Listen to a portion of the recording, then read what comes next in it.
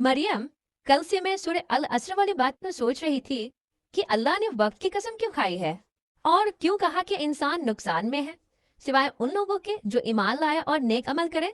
हम भी तो ईमान लाए हैं, नमाज भी पढ़ते हैं, फिर अगर हमसे गुनाह हो जाए तो क्या गुनाह हो जाना ही नाकामी है? क्या हम खसारे में चले जाते हैं? आयशा, अल्लाह ने ज़माने की कसम इसलिए खाई क्योंकि कामयाबी का पैमाना कभी नहीं बदलता। वक्त बदल जाए, सदियां गुजर जाएं, लेकिन सच्ची कामयाबी वही रहती है। और रही बात गुनाह की, तो हम इंसान हैं, फरिश्ते नहीं। गुनाह हो जाना नाकामी नहीं है, असल बात गुनाह के बाद का रवैया है। चलो उस वक्त में चलते हैं जब दुनिया की इत्तिबा हुई थी और पहली बार गुनाह हुआ था।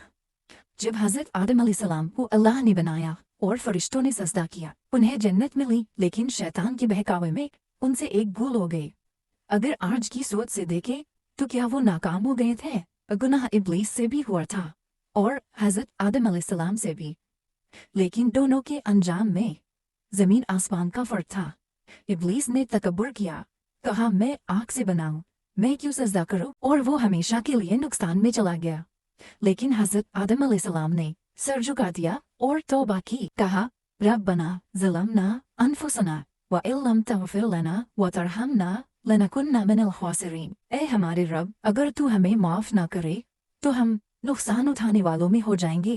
शैतान हमें मायूस करता है कि तुमसे गुनाह हो गया है, अब तुम बर्बाद हो। लेकिन कामयाब वो नहीं जिसने कभी गलती ना की हो, कामयाब वो है जो गिरने के बाद अल्लाह की तरफ लौट आए।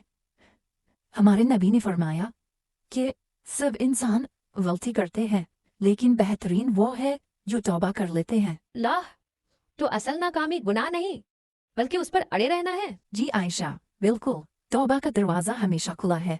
शैतान चाहता है हम मायूस हो जाएं, लेकिन अल्लाह हमारी तौबा का इंतजार कर रहा है। तो हमें हजरत आदम अलैहिस्सलाम की सुन्नत अपनानी है, शैतान की नहीं। तो आज से ही सच्चे दिल से तौबा कर ले और कहें अस्तगफिरुल्लाह।